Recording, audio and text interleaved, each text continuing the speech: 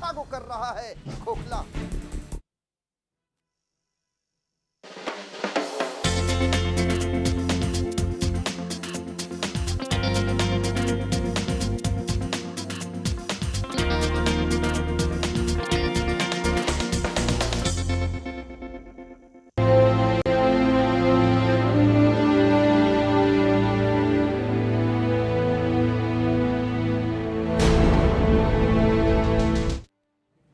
भूकंप एक ऐसा नाम जिसे सुनकर कोई डर जाता है, क्योंकि भूकंप जब भी दस्तक देता है एक बड़ा विनाश कर देता है। और इसका सबसे बड़ा उदाहरण इस वक्त नेपाल में देखने को मिल रहा है। हालांकि 25 अप्रैल को आए भूकंप ने नेपाल को तबाह करके रख दिया था, जिसके बाद नेपाल की सभी देशों ने मदद की, जिसमें भारत की मदद सराहनीय रही। लेकिन एक बार फिर नेपाल में भूकंप का कहर बरपा है, जिसकी तीव्रता रिएक्टर पैमाने पर 7.4 थी।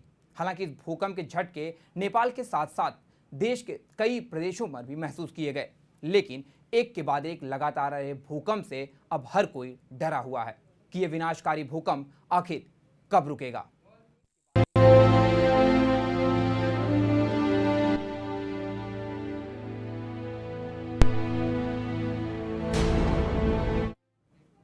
तो नेपाल में 25 अप्रैल को इससे पहले भूकंप आया था, जिसमें करीब 8,000 लोगों की मौत हो गई थी। लेकिन उसके कुछ ही दिन बाद एक बार फिर भूकंप का बड़ा झटका देखने को मिला है।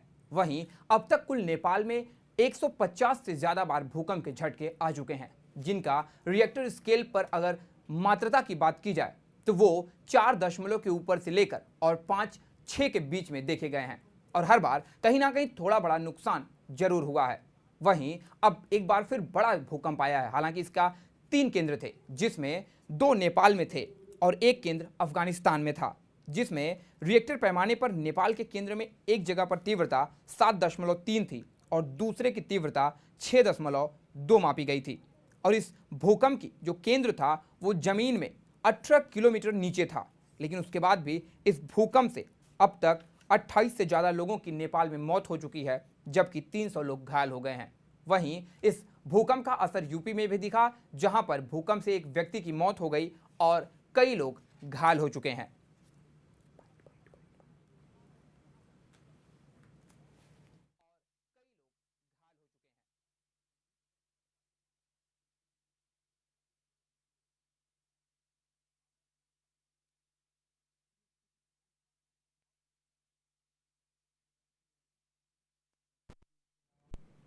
तो भूकंप से काफ़ी लोग तबाह हैं। यूं कहें कि इससे पहले उत्तराखंड में भी भूकंप का एक बड़ा विनाश देखने को मिला था, जिसको सुधरने में करीब 2 साल लग गए। वहीं अपना पड़ोसी देश नेपाल की भी हालत भूकंप की वजह से पूरी तरह से खराब है। इस पर ज़्यादा जानकारी के लिए हमारे सहयोगी हैं हमारे साथ अवनिंद्र आशुतोष। अवनिंद्र जी, आपका बहुत बहुत स्वागत है इस हमारे शो में।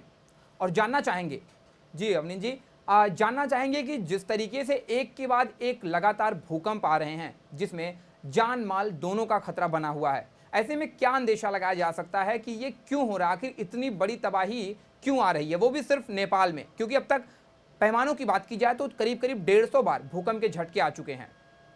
और सबसे अहम बात है प्रिंस की 28 किलोमीटर अंदर ज़मीन के अंदर का जो कंपन है वो 28 किलोमीटर अंदर है ज़मीन से। तो निश्चित रूप से कहा जा सकता है कि वाकई अभी जो कुदरत की जो मार पड़ती जा रही है सामने, ऐसे में अब संभलना होगा। लेकिन संभले भी कोई कैसे, जब मौसम विभाग ये कहे कि अभी ये झटके और भी आ सकते हैं, तो कहीं ना कहीं से जो खतरा है भूकंप का वो लगातार बढ़ता जा रहा है। और नेपाल अगर केंद्र है तो भारत में भी बहुत, खासकर अगर हम नॉर्थ इंडिया की बात करें तो उसमें बहुत ज़्यादा असर हुआ है और 300 लोग सिर्फ आज नेपाल में घायल हुए हैं। ऐसे में समझा जा सकता है कि वाकई किस कदर भूकंप ने लोगों को प्रभावित किया है। लेकिन अभी भी दहशत का माहौल है। और जो सबसे अहम बात है कि अब तक हमारा जो मौसम विभाग है वो पहले से अनुमान लगाने की कोशिश तो करता है, लेकिन जब सफलता की बात होती है तो हर बार हम कहीं ना कहीं से देखते हैं कि लाशों का अंबार लग जाता है और मौसम विभाग की जो भविष्यवाणी है वो धरी की धरी रह जाती है। ऐसे में अब हमें कुछ ना कुछ नई टेक्नोलॉजी का सहारा लेना पड़ेगा, इस्तेमाल करना पड़ेगा, ताकि ये जो खतरे होते हैं भूकंप के, सुनामी के, इसको लेकर एक जागरूकता फैलाई जाए और आम आदमी अपने आप को सुरक्षित कर सके। लेकिन सबसे अहम बात है कि आम आदमी को लेकर, उनकी सुरक्षा को लेकर ना तो सरकार चिंतित दिखाई देती है,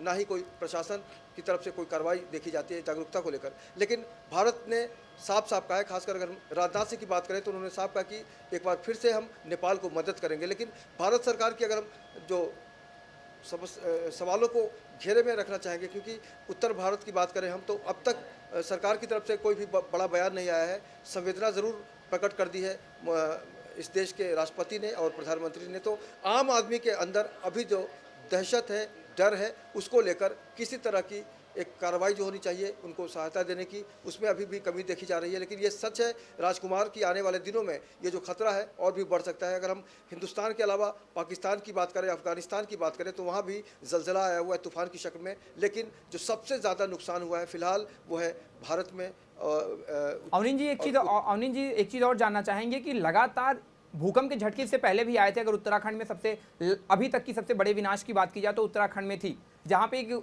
भूकंप के बाद वहाँ का दृश्य बदल गया है। लेकिन इतने ज़्यादा भूकंप वहाँ पर भी नहीं आए थे जिस तरीके से नेपाल में आ रहे हैं। अब तक अगर पूरा आंकड़ों पर नज़र डालें तो 150 बार से ज़्यादा भूकंप आ चुके हैं। क्या कुछ ऐसा आपकी किसी मौसम विभाग से या भूवैज्ञानिकों से बात हुई है, या कुछ ऐसी जानकारी आपके पास है कि इतने भूकंप आने के पीछे की वजह क्या है?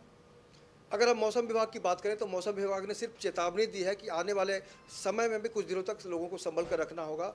और अक्सर हमने देखा है कि जब भी इस तरह की भविष्यवाणी की जाती है, जिस तरह से अनुमान लगाया जाता है मौसम विभाग के द्वारा, उसके बाद जो दहशत फैल जाती है और लगातार जो एक डर के कारण भी बहुत सारे लोग भाग दौड़ कर देते हैं, उसमें भी कई बार हादसे हो जाते हैं। लेकिन अगर हम उत्तराखंड की बात करें तो उत्तराखंड के बाद जिस तरह से मौसम विभाग को सबक लेना चाहिए था, सरकार को सबक लेना चाहिए था, उसमें लगातार उदासीनता देखी गई। ऐसे में कहा जा सकता है कि वाकई हमारा जो सरकारी तंत्र है उसमें कहीं ना कहीं से एक जागरूकता भी लाने की ज़रूरत है। और नई टेक्नोलॉजी की बात हम जब भी करते हैं, सबका साथ सबका विकास करने वाली मोदी सरकार है, अपने उत्तर भारत के लोगों को भी कहीं ना कहीं से राहत देने का काम नहीं कर पाती है। क्योंकि हम नेपाल तक तो बड़ी बड़ी चीज़ें पहुंचा देते हैं, सहायता राशि पहुंचा देते हैं, लेकिन अपने जो आसपास के लोग हैं जिनके ऊपर लगातार खतरा का जो साया मंडराता रहता है, चाहे हम बिहार की बात करें, उत्तर प्रदेश की बात करें, कई ऐसे इलाके हैं जहां पर लगातार ये जो भूकंप का खतरा है बढ़ता जा रहा है। और सबसे अहम है कि महाराष्ट्र भी उस खतरे से अछूता नहीं है। अगर महाराष्ट्र के आसपास भी कोई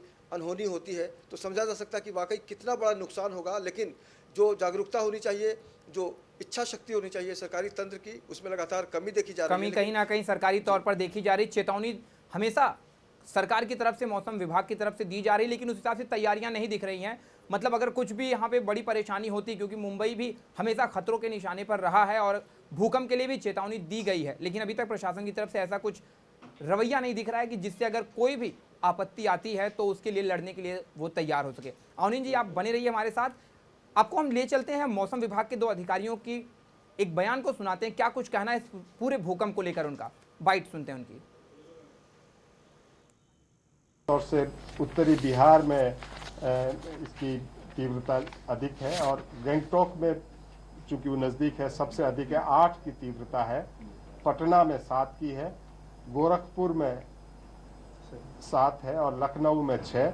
दिल्ली तक आते आते ये 5, लेकिन चूंकि ये प्रायद्वीप के क्षेत्र में काफ़ी दक्षिण तक और पूर्व तक ये आके गए हैं, तो अगर आप दक्षिण में जाएं रायपुर वगैरह में तो ये कोलकाता में भी कोलकाता में भी काफ़ी सिग्निफिकेंट कोलकाता में भी रहा है। तो लेकिन 2 से 3 की झटके जो तीव्रता है वो काफ़ी दूर तक देखी। निश्चित रूप से आफ्टर शॉक्स चलते रहेंगे, न केवल आज बल्कि आने वाले सप्ताहों और महीनों में ये आफ्टर शॉक्स आते रहेंगे, क्योंकि ये भी बड़ा भूकंप है, आफ्टर शॉक रहेंगे।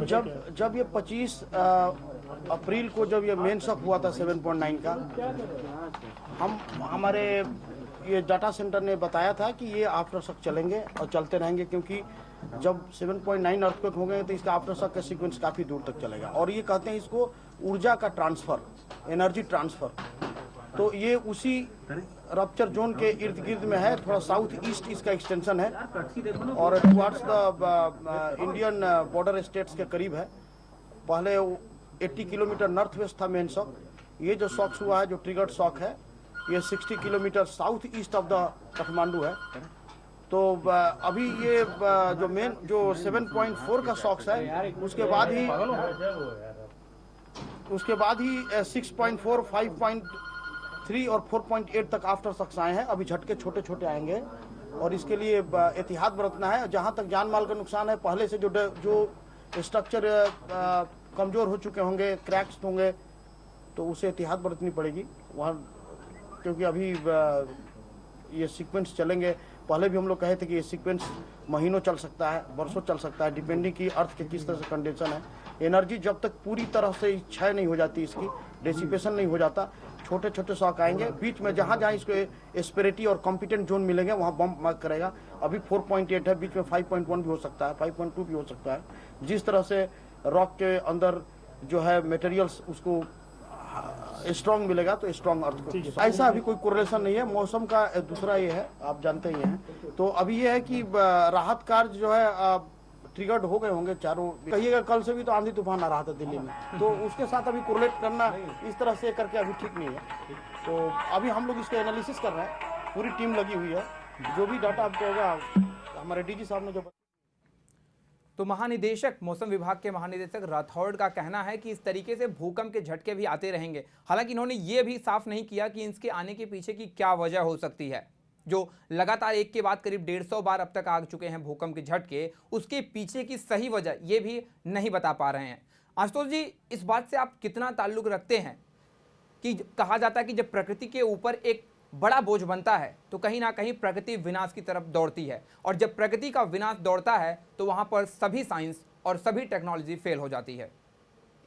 लेकिन अभी उसके पहले आपने सुना होगा कि जो राठौड़ साहब बता रहे थे कि वो लगातार अपनी पूरी टीम को उन्होंने लगा दिया है कि पूरी जानकारी लेने के लिए। ऐसे में आप समझ सकते हैं कि वो कितने अपडेट हैं। जाहिर सी बात है, जब मौसम विभाग इतना ढीला और लचर रवैया अपनाएगा तो समझा जा सकता है कि कितना खतरा जो है हमारे ऊपर है। लेकिन सबसे जो अहम बात यह है कि लोगों की जो जाने गई हैं उसको लेकर संवेदनशील होने की ज़रूरत है, गंभीर होने की ज़रूरत है। क्योंकि अगर ये सिलसिला लगातार बढ़ता रहा तो कहीं ना कहीं से लगातार आंकड़ा जो है मौत का वो बढ़ता रहेगा और हर आदमी कहीं ना कहीं से दहशत में रहेगा। ऐसे में अगर मौसम विभाग कहता है कि झटके लगातार आते रहेंगे, ऐसे में हम किस तरह से सचेत हो सकते हैं, किस तरह से सुरक्षित हो सकते हैं, ये भी सरकार को बताना होगा। नहीं तो हम सिर्फ डर के भागते रहेंगे और अचानक किसी चीज़ से टकराकर हमारी मौत वहाँ भी हो सकती है। तो कहीं ना कहीं से एक जागरूकता इस तरह की लानी चाहिए इस देश में, इस समाज में।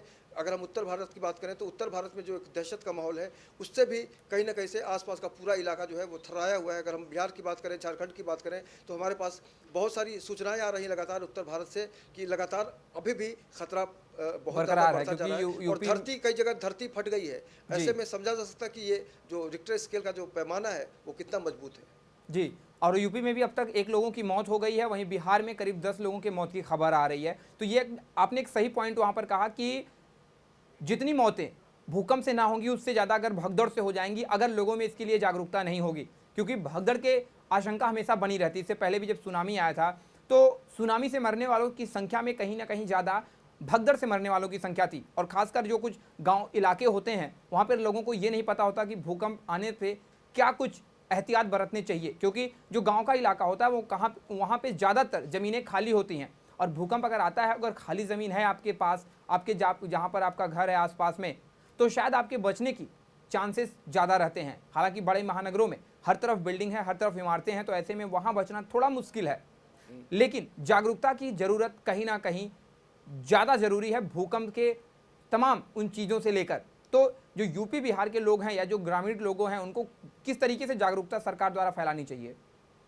देखिए, सबसे पहले हमारे आसपास की जो एनजीओज होती है उनका मकसद होना चाहिए कि वाकई अगर कोई भटक गया अपनी राह से, अगर कोई समझ नहीं पा रहा है, अफवाह का खतरा है, तो निश्चित रूप से उनको सबको एक मंच के नीचे लाना होगा, एक छत के नीचे लाना होगा, जहाँ पर अगर मैदानी इलाके की बात करें तो वहाँ ज़्यादा सुरक्षित रहेंगे लोग। क्योंकि अगर आप गलियों से भागते हैं और आप अगर घर पे अटके हुए हैं तो आपको टेबल के नीचे छुप जाना चाहिए, किसी अलमारी के सामने नहीं होना चाहिए, पंखे के नीचे नहीं होना चाहिए। तो कुछ चीज़ें हैं जिसका आप अगर इस्तेमाल करने की कोशिश करेंगे तो आप सुरक्षित रह सकते हैं। लेकिन सबसे अहम है कि अगर आप बिल्डिंग में है और लिफ्ट से जाने की कोशिश कर रहे हैं तो ऐसी गलती कभी ना करें, क्योंकि आप सीढ़ियों का सहारा लें और ऐसे में आपकी जान माल की सुरक्षा हो सकती है। लेकिन अगर आप बिजली के खंभे के आसपास हैं तो तत्काल उससे दूर हो जाइए। तो अगर हम आम आदमी की भाषा में कहें तो आम आदमी को अब तक इस तरह से समझाने की कोशिश करनी चाहिए ताकि वो बेखौफ हो सके। और ठीक है, कुदरत की मार आती है, प्रकृति की जब मार पड़ती है तो कोई उससे अछूता नहीं रह सकता है। लेकिन हाँ, इतना ज़रूर कहा जा सकता है कि अगर हम जागरूक होंगे, अगर हमें थोड़ा बहुत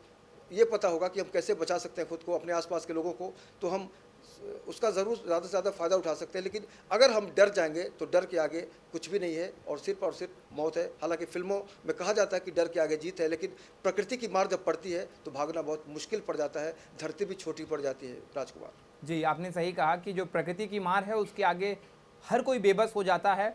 सारे साइंस, सारी टेक्नोलॉजी वहाँ पर बेबस हो जाती है, क्योंकि जब भी बड़े भूकंप आए हैं, बड़ा कोई भी विनाश आया है, तो उसकी ना तो कोई सूचना इनको मिलती है। तमाम इनके पास रिएक्टर हैं, टेक्नोलॉजी हैं, जो कि इनका कहना है कि हम मौसम विभाग इतना बड़ा विभाग बना है, लेकिन जब बड़ी सुनामी आती है, भूकंप आता है, तो कोई भी इनको कोई सूचना नहीं होती और विनाशकारी जो भी भूकंप होता है या सुनामी होती है वो आती है और एक बड़ी संख्या में लोगों को काल के गाल में समा लेती है। आशुतोष जी, इस तमाम जानकारी के लिए आपका बहुत बहुत धन्यवाद। तो जिस तरीके से भूकंप के से लोगों की जानें जा रही हैं एक के बाद एक, नेपाल इसका सबसे बड़ा केंद्र बना हुआ है। नेपाल की हालत सुधरने को थी, लेकिन उससे पहले ही नेपाल में एक बार फिर भूकंप आया और वहां के लोग वापस डरे हुए हैं, और जिसमें अभी तक 28 लोगों के मारे जाने की खबर आ रही है और करीब 300 से ज़्यादा लोग घायल बताए जा रहे हैं। हालांकि ये आंकड़े अभी भी बढ़ सकते हैं, क्योंकि भूकंप आने के बाद जो भी इमारतें गिरी हैं उसके बाद से उसमें बचाए जाने लोगों, जितने भी लोग हैं उन्हें बचाए जाने का सिलसिला जोरों पर है। चलिए हम आपको ग्राफिक्स के जरिए दिखाते हैं कि भूकंप आखिर क्यों आता है, आखिर भूकंप के आने के पीछे की क्या वजह होती है। भूकंप क्यों आता है? धरती मुख्य तौर पर 4 परतों से बनी हुई है: inner core, outer core, mental और क्रस्ट। क्रस्ट और ऊपरी मेंटल को लियोस्फेयर कहते हैं। ये 50 किलोमीटर मोटी परत है जो कई वर्गों में बटी हुई है, जिन्हें इलेक्ट्रॉनिक प्लेट्स भी कहा जाता है। ये इलेक्ट्रॉनिक प्लेट्स अपनी जगह से हिलती रहती है, लेकिन जब ये बहुत ज़्यादा हिल जाती है तो भूकंप आता है। ये प्लेट्स क्षैतिज और ऊर्ध्वाधर दोनों ही तरह से अपनी जगह से हिल सकती है। इसके बाद वो अपनी जगह तलाशती है और ऐसे में एक प्लेट दूसरी प्लेट पर टकराती है और भूकंप आ जाता है। प्लेटें क्यों टकराती हैं? ये प्लेटें बेहद धीरे धीरे घूमती रहती हैं। इस प्रकार ये हर साल 4 से 5 मिलीमीटर अपने स्थान से खिसक जाती हैं। कोई प्लेट दूसरी प्लेट के निकट जाती है तो वो प्लेट वहां कोई दूर हो जाती है। ऐसे में कभी कभी ये टकरा भी जाती हैं, जिस वजह से ये प्लेटें आपस में टकराने के बाद यहां भूकंप आता है। भूकंप के केंद्र और तीव्रता का क्या मतलब होता है वो भी आपको समझाते हैं। भूकंप का केंद्र वह स्थान होता है जिसके ठीक नीचे प्लेटों में हलचल से भूभार्गी ऊर्जा निकलती है। एक स्थान पर भूकंप का कंपन ज्यादा होता है। कंपन की आवृत्ति ज्यों-ज्यों दूर होती जाती है, इसका प्रभाव कम होता जाता है। फिर भी यदि रिएक्टर स्केल पर 7 या इससे अधिक की तीव्रता वाला भूकंप है तो आसपास के 40 किलोमीटर के दायरे में झटका तेज होता है। लेकिन यह इस बात पर भी निर्भर करता है कि भूकंपी आवृत्ति ऊपर की तरफ है या दायरे में। यदि कंपन की आवृत्ति ऊपर को है तो कम क्षेत्र प्रभावित होगा।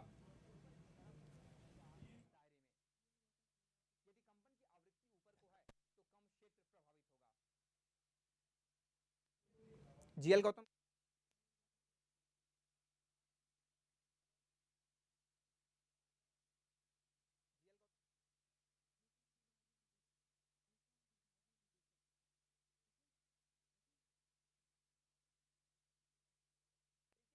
जमीन के अंदर प्लेटों के टकराने के बाद से भूकंप पैदा होता है जो एक बड़ा विनाश करता है। ये प्लेटें जो हर साल 4 से 5 मिलीमीटर तक एक स्थान से दूसरे स्थान तक खिसकती हैं, जिसके बाद भूकंप की तीव्रता बाहर आती है और एक बड़ा विनाश करता है। इस पर ज़्यादा जानकारी के लिए हमारे साथ जुड़ रहे हैं भूकंप विभाग से निदेशक जीएल गौतम। जीएल गौतम जी, जानना चाहेंगे जिस तरीके से नेपाल में एक के बाद अब तक 150 बार भूकंप आ चुका है, क्या वजह है इसके पीछे की? देखिए, जब भी कोई ग्रेट अर्थक्वेक इंटेंसिटी का अर्थक्वेक आता है जी, तो उसके बाद आफ्टर शॉक्स आते हैं कुछ दिनों तक, क्योंकि जो जैसे आपने बताया प्लेट जब मूव करती हैं तो उसके एक बड़ी प्लेट को मूव होने के बाद छोटे छोटे एडजस्टमेंट होते हैं जी, ठीक है। तो उसके कारण छोटे छोटे अर्थक्वेक आते हैं और उसमें कभी कभी ज्यादा एडजस्टमेंट होता है तो इस तरह के जैसे आज आया 7.3 का 12:35 पे, जी इस तरह के भी बीच बीच में बम्प आते रहते हैं। जी। तो गौतम जी एक चीज और जानना चाहेंगे, आखिर क्या वजह है कि नेपाल में लगातार इतनी सारे भूकंप आ रहे हैं एक के बाद, चाहे छोटे हों चाहे बड़े हों, लेकिन जो केंद्र है वो कहीं आसपास से ही घूमता हुआ नजर आ रहा है? इसके पीछे की कोई खास वजह, क्या वहां पर दबाव वही ज्यादा मैंने है? बताया, वही मैंने बताया, जैसे जी। आप देखिए 7.9 का जो अर्थक्वेक था, जी उसका एपिसेंटर था काठमांडू से करीब 80 किलोमीटर नॉर्थ वेस्ट में। हाँ ठीक है। जी और इसका है साउथ ईस्ट में। जी और इसका और एक 6.9 का जो 26 तारीख को आया था, 26 अप्रैल। हाँ तो 25 और अप्रैल। जो आफ्टर शॉक जो आ रहे हैं जी। दोनों के बीच में आ रहे हैं, यानी जो रप्चर है, जो यानी जो प्लेट खिसकी है जी। वो दोनों के बीच में खिसकी है। तो ये करीब 160 किलोमीटर के आसपास 160 किलोमीटर के आसपास एरिया है जिसमें प्लेट खिसकी है। जी तो वो वहाँ पे एडजस्टमेंट हो रही हैं, तो उसके कारण ये आफ्टर शॉक्स आ रहे हैं। मतलब जो ये प्लेटें अपने स्थान से खिसकी हुई हैं, अब उनको एडजस्टमेंट होने की वजह से छोटे बड़े भूकंप आ रहे हैं। बिल्कुल बिल्कुल, हमेशा हर अर्थक्वेक टेक्टोनिक प्लेट जो होती हैं वो जी। एडजस्टमेंट होती हैं हर बड़े अर्थक्वेक के बाद। तो वो कई सालों तक भी, कई महीनों तक, या किसी केस में कई हफ्तों तक चलते रहते हैं आफ्टर शॉक। अच्छा एक चीज और जानना चाहेंगे गौतम जी, इससे पहले जब उत्तराखंड में भी भूकंप आया था, जिसके 2 साल पहले करीब, लेकिन वहां पर शायद ऐसा नहीं हुआ था, इतने ज्यादा भूकंप नहीं आए थे, उसकी कुछ खास वजह? वो देखिए छोटा अर्थक्वेक था। जी एक मैग्नीट्यूड स्केल चेंज होने पे 32 टाइम्स एनर्जी रिलीज होती है। देखिए ओके। यानी 6 से अगर आप 7 मैग्नीट्यूड पे जाते हैं तो 32 टाइम्स एनर्जी रिलीज होगी 7 मैग्नीट्यूड के अर्थक्वेक में, इन कंपैरिजन ऑफ 6 मैग्नीट्यूड। ठीक है जी। तो आप अंदाजा लगाइए कि 6 से 7 पे कितनी एनर्जी रिलीज ज्यादा होती है। तो जितनी ज्यादा एनर्जी रिलीज होगी उतना ही एडजस्टमेंट ज्यादा लेने चलेगा, में उतना ज्यादा टाइम जाएगा, उतना ही टाइम जितना हो सकता एनर्जी है ज्यादा जाए। होगी उतने ज्यादा एडजस्टमेंट लेने में टाइम जाएगा, और तब तक भूकंप के छोटे बड़े झटके आ सकते हैं। और दूसरी बात ये है जी। कि हर एक जो आपकी जियोलॉजी और प्लेट टेक्टोनिक्स पे भी डिपेंड करेगा। जी कहाँ पे, कहीं पे ज्यादा दिनों तक चलती है, कहीं पे जल्दी ही एडजस्टमेंट हो जाती है। जी। अच्छा एक चीज और जानना जैसे चाहेंगे। कि आप भुज का, अगर आप भुज का एग्जांपल लें तो भुज में अभी भी हजारों, मतलब वहाँ पे आफ्टर शॉक आ चुके हैं और अभी भी कभी कभी आते हैं।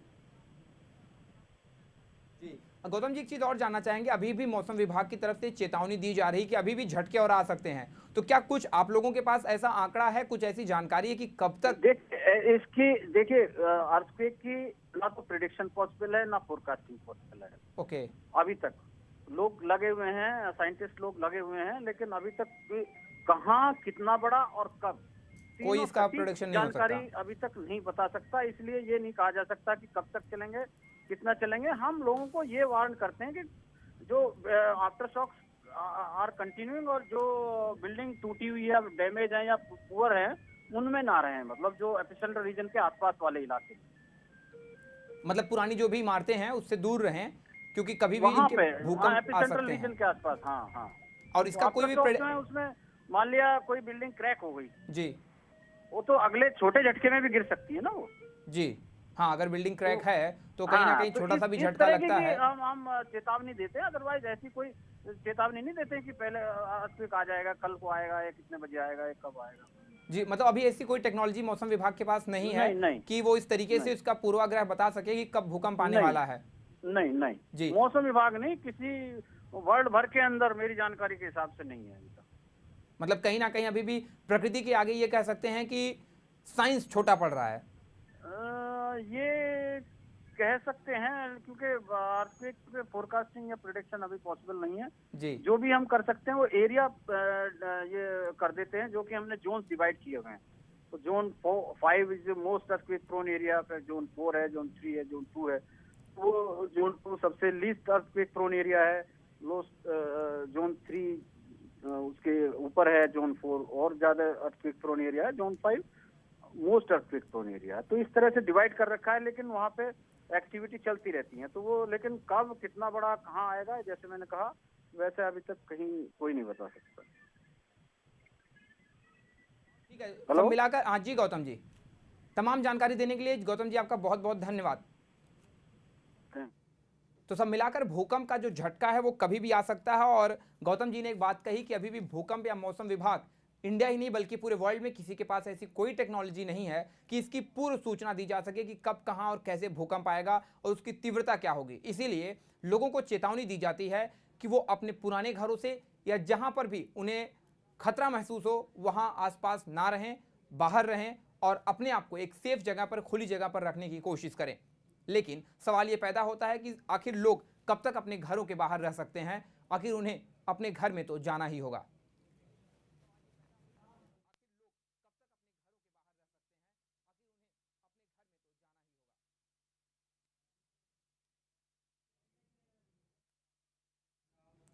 तो सब मिलाकर भूकंप की वजह से अभी तक तमाम जानें जा चुकी हैं, लेकिन आगे कितना और भूकंप आएगा ये कह पाना मुश्किल है, क्योंकि मौसम विभाग और भूकंप विभाग के पास भी इसकी कोई जानकारी नहीं है। फिलहाल इस हमारे खास प्रोग्राम भूकंप से जुड़ने के लिए आप सभी का बहुत बहुत धन्यवाद। नमस्कार।